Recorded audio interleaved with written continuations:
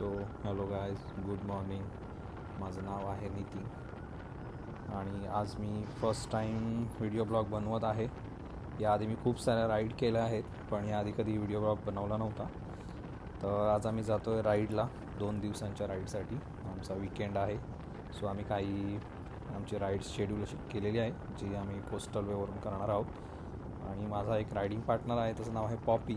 तो राहतो आचऱ्यामध्ये. तर आज मी त्याच्या घरी जात आहे आणि तिथून आमची राईड सुरू करणार आहोत. आम्ही अशी काही प्लेसेस आहेत, बीचेस आहेत, ती आम्ही विजिट करणार आहोत.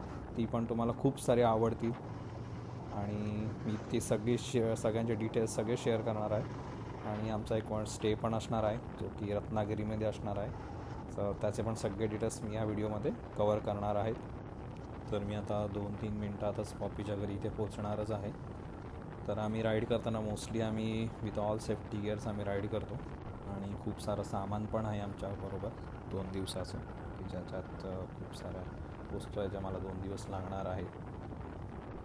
Like first aid kit, puncture kit, hydration bag, की जिथे आम्हाला कुठलाही प्रॉब्लेम्स येऊ देत नको, म्हणून आम्ही या सर्व गोष्टी कॅरी करतो. तर आमचा हा आत्ताचा रूट आहे. मी आहे आता आचरा रोडवर, जो कणकवलीपासून स्टार्ट होतो, जो की आचऱ्याला डायरेक्ट पॉपीच्या घरी जातो. तिथून मग आम्ही जी राईड चालू करणार आहोत ती असणार आहे डायरेक्ट तिथून आम्ही जाणार आहोत देवगडला. तर तो असणार आहे कोस्टल वे, जो की डायरेक्ट पुढे राजापूर नाटे इथे जोडतो.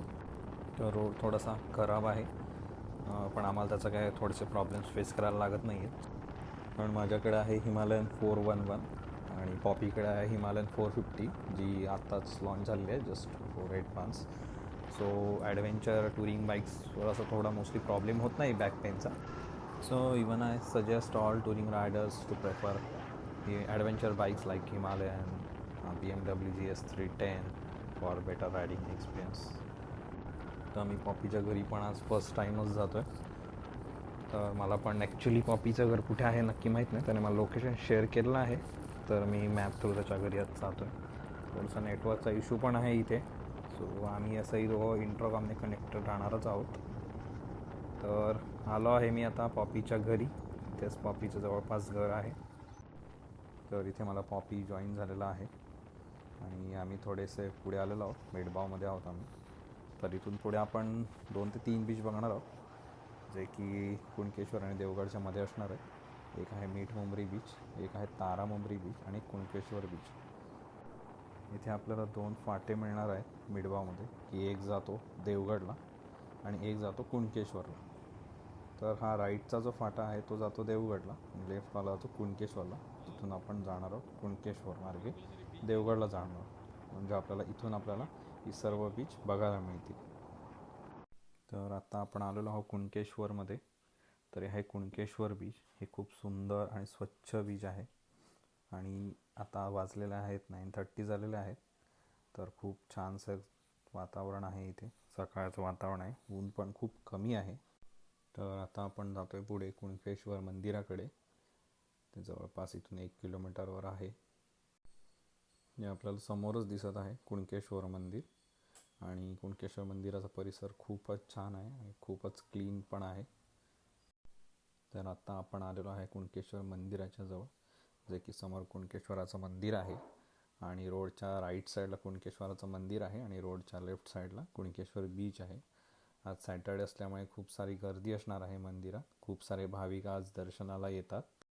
आणि आपण इथे थोडंसं पुढे जाऊन थांबूयात कुणकेश्वर बीचच्या इथे. आहे छानसा व्यू कुणकेश्वर बीचचा आणि आहेत आमच्या छानसा ब्युटीज हिमालयन्स. आणि आता आपण इथून पुढे जाणार आहोत देवगडला. तर आपण कुणकेश्वरून थोडेसे पुढे आलो आहोत आणि हा आहे रूट आता कुणकेश्वर देवगड रूट.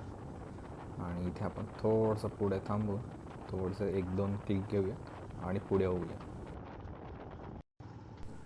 इथे आमचं थोडंसं कॉन्व्हर्सेशन पण चालू आहे इंटरकॉमवर, पण मी ते थोडंसं ट्रिम केलं आहे व्हिडिओमध्ये. पण ते पण ऐकण्यात खूप मजा असते. इंटरकॉम एवढी मजा असते इंटरकॉमवर की खूप काय चालूच असते. आता हे जे लेफ्ट साईडला बीच आहे ते आहे मीठ मुंबरी बीच. आता तुम्ही बघाल की हा मीठ मुंबरीचा रोड खूपच स्मूथ आहे, पण इथे थोडंसंच पुढे गेल्यावर रोड नाही आहे, थोडंसं ऑफ रोडिंग आहे. पण तिथे अशी खूप मजा येते. ज्यांच्याकडे ॲडव्हेंचर बाईक्स आहेत त्यांचं तर असंच म्हणणं असतं की बाबा आम्हाला रोड नको, आम्हाला ऑफरोडिंग करायची. मग त्यांच्या मनात अशा उपळ्या फुटतात की त्यांना फक्त आणि फक्त ऑफरोडिंग असावी असतं. इथे आम्ही आता थोडा वेळ थांबणार आहोत आणि थोडंसं फोटोशूट करून आम्ही पुढे निघणार आहोत. तर ही आहे मीठ मोमरी बीच.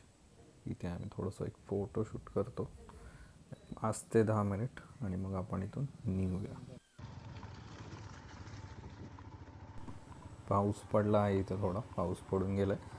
थोडंसं चिखल झालेलं आहे इथे, सो त्याचा पण काही एवढा प्रॉब्लेम नाही आहे. पण थोडीशी मजा येते. ऑफरोडिंग करायला जी मजा आहे ना ती कशातच नाही. म्हणून ॲडव्हेंचर बाईक घ्यायची असते. आमच्यात सारखी डिबेट होत असतात. पण आमच्या ग्रुपमध्ये एक जण आहे, त्याच्याकडे बजाज आहे डॉमिना, आणि आमच्याकडे या दोघांकडे हिमालय. सो खूप सारे डिबेट चालू असतात त्याच्यावर. बजाज आरी हे चालू असतं. हे बघा, हे लेफ्ट साईडला जे बीच दिसतंय ना ते आहे तारा मुंबरी बीच. हे देवगडपासून थोड्याच अंतरावर आहे. आता इथून पुढे आपण जाणार आहोत देवगडच्या विंडमिल गार्डनला. आता आपण आलो आहोत देवगडच्या विंडमिल गार्डनला. खूप छान अप्रतिम असं लोकेशन आहे. मी इथे खूप वेळा येऊन गेलो या लोकेशनला, पण याआधी कधी इथे मी ब्लॉग बनवू शकलो नाही. थोडीशी लाडागुडी लावली जरा घाटला. जरा पुढे जाऊन आपण जरा एक व्हिडिओ शूट घेऊया आणि परत मागे येऊन गाडी लावून आपण परत आत येऊयात.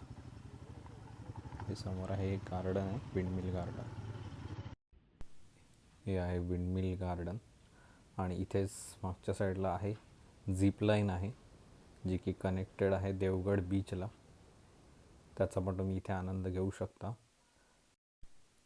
तर आपण राईडचा पुढचा जो पार्ट आहे तो आपण नेक्स्ट व्हिडिओमध्ये घेऊन येणार आहोत. आणि असंच तुम्ही माझ्या यूट्यूब चॅनलला सबस्क्राईब करा आणि रिअल टाईम अपडेटसाठी माझ्या इंस्टाग्राम अकाउंटला फॉलो करा. थँक्यू. मंडळ आभारी आहे.